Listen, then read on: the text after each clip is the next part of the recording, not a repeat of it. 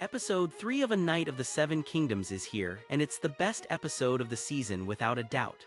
The ending didn't just wrap things up, it completely transformed the show's tone, bringing back that dark, twisted Targaryen madness we know so well. The reveal of Egg's true identity during the puppet show wasn't just a shock, it was the culmination of clues hidden throughout the entire episode. And let's not forget the fortune teller's haunting predictions for Dunk and Egg, or the fact that Dunk's fate now rests on the trial of 7. Let's break down this week's episode, explore what made it so gripping, and share why it left such a powerful impression. Spoiler warning, if you haven't watched episode 3 yet, now's your chance to turn back. Egg's true identity. This episode felt like it was all about diving deeper into Egg's mind, showing us not only how he connects with Dunk but also how different he is from his brother, Aerion Targaryen. From the very first episode, we knew Egg was running from something. But when he met Dunk, he found someone who treated him with kindness, someone who made him believe he could be more than just a runaway. He saw a future as Dunk's squire, and that hope carried him through. There was something so telling about how this episode focused on eyes. Aerion's were cold, almost empty, like he was looking through people rather than at them. Egg, though, he saw what was right in front of him. That moment in the opening scene where Egg watches Dunk sleep, eager to start the day and prepare thunder, it wasn't just about duty, it was about care. And that care extended to Thunder, the horse Aerion callously killed during the joust. Aerion saw the horse as a tool, something to be discarded, but Egg, he respected it, just like Dunk. Remember, in the previous episode when Aerion's horse was spooked and Dunk was the one who calmed it? Egg mentioned how he'd always been told horses were dumb, that they only understood force. But he didn't believe that. He thought horses, like people, deserved respect. And that's exactly what Dunk gave them. It's another way Egg and Dunk are alike, and another way Aerion stands apart. Then there was that quiet moment when Egg and Dunk sat overlooking Ashford. Egg talked about wanting a simple life, land, animals, peace. It was a glimpse into his soul, a hint at the weight he's been carrying. And then in the episode's climax, everything clicked. When Dunk stood up to Aerion to protect Tanselle, Egg couldn't let him get hurt, so he revealed the truth. He wasn't just some orphan boy, he was Aerion's brother. The blonde hair was gone because he didn't want to be like his family. He cut it off to distance himself from them, from the cruelty he knew all too well. That's why he panicked at the sight of the Targaryen banner in episode 2. That's why he whispered "kill him" during Aerion's joust, because he knew his brother was capable of anything. And when Aerion killed Dunk's horse, Egg didn't just suspect foul play. He knew, because he'd grown up with Aerion's cruelty. Dunk, though, had no idea, and now I can't help but wonder, will Dunk feel betrayed? Egg lied about everything: his name, his past, even his father. Dunk thought he was protecting a squire, not a prince. Sir Duncan, the Tall's nobility. One thing that really stood out in this episode was Dunk's nobility. He truly embodies what it means to be a knight, protecting the weak, standing for what's right, and earning his victories. Even though Dunk can be firm with Egg, we've seen a softer side to him, almost like a brotherly protection. We saw it when Dunk taught Egg how to brush Thunder and when he made him breakfast.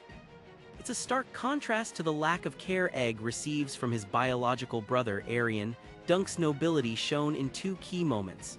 First, when the Master of Games tried to rig the tournament, asking Dunk to throw the match against Lord Ashford's son.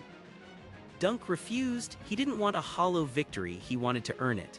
And when the Master of Games said, "Have you not earned it?" it was a reminder of how hard Dunk has worked his whole life. But for Dunk, honor matters more than an easy win.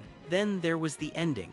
When Aerion snapped Tanselle's finger over her puppet show because no one insults House Targaryen and gets away with it, Dunk didn't hesitate. He stood up to Aerion even when it meant risking his life. That moment when Aerion asked, "Why did you throw your life away for this woman?" It wasn't just about Tanselle, it was about what Dunk stands for. Being a knight isn't about the sword or the shield, it's about doing what's right no matter the cost. The fortune teller's predictions now. If you haven't read the books, you might want to skip ahead because this part contains spoilers. The fortune teller's words were brief, but they carried the weight of fate. For Egg, she said, "You shall be king. Die in a hot fire, and worms shall feast upon your ashes, and all who know you shall rejoice in your dying." We now know Egg becomes King Aegon V. But that prophecy, it's brutal. He does become king, but only after his brothers and their heirs are gone. And his death, it's tragic. He dies in the fire at Summerhall trying to bring dragons back into the world. The small folk mourn him because he fought for them, but the lords, they rejoice, because Egg's reign challenged their power and they never forgave him for it. For Dunk, the fortune was simpler. You shall know great success and be richer than a Lannister. And it's true, Dunk becomes Lord Commander of the Kingsguard, a role that brings him not just wealth but a legacy. He's remembered as one of the greatest knights in history, not for the coins in his pocket, but for the honor in his heart. My review of the episode: this was the best episode of the season. The tonal shift at the end wasn't just a twist, it was a turning point. The lighter, almost fairy tale-like vibe of the first 2 episodes is fading, and in its place we're getting the darkness and epic stakes we crave. Aerian's cold stare, his chilling "the dragon never loses, it was like coming home." What's impressive is how much weight this show packs into just 25 minutes. The story isn't overly complex, but it feels meaningful. It's a tale of good versus evil, of right versus wrong, and it's woven into every character. That final scene where Dunk stands up to Aerian, it was everything. We've been waiting to see Dunk throw hands, and when it took multiple nights to hold him back, it was a reminder of just how powerful he is, both physically and morally. The reveal of Egg's identity was handled perfectly. Those subtle hints, his reaction to the Targaryen banner, his quiet rage when Aerian cheated, made the reveal all the more satisfying.